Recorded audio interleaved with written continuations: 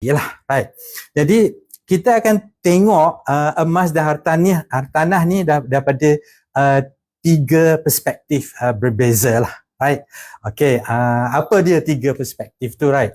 Okay, dari segi hak milik, okay, dari segi kecairan, okay, and dari segi pengurusan, right. Kita kupas satu-satu, kita tengok apakah yang terbaik. Okay, perlu tak? Terima kasih Dr. Akilah sudi join saya tak seberapa ni, right. Terima kasih Cik Ruby, terima kasih Black Rose juga join.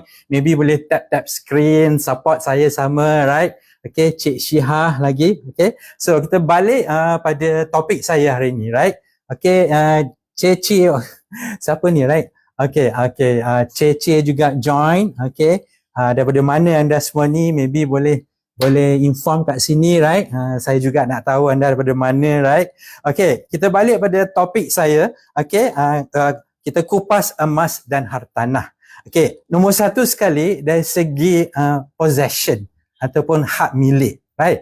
Okay, emas, untuk hak milik emas ni tak se-complicated untuk property atau hartanah, right. Untuk emas, tahu tak, anda boleh dapat possession untuk emas ni serendah RM100 sahaja.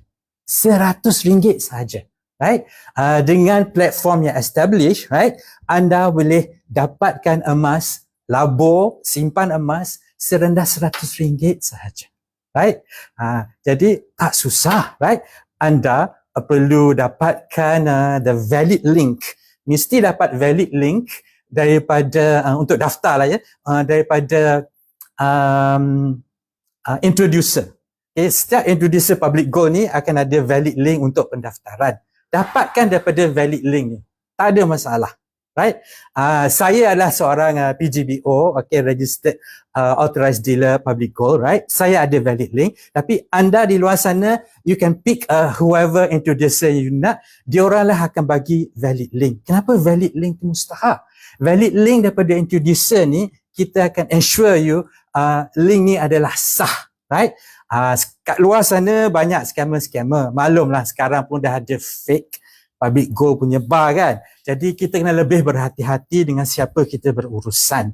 Okay, setiap introducer akan ada PG code dia lah. Jadi anda boleh check, right. So setelah dapat valid link tu daripada setiap introducer, tak susah. Anda daftar, masuk dalam sistem, introducer ni akan bagi khidmat untuk membantu anda.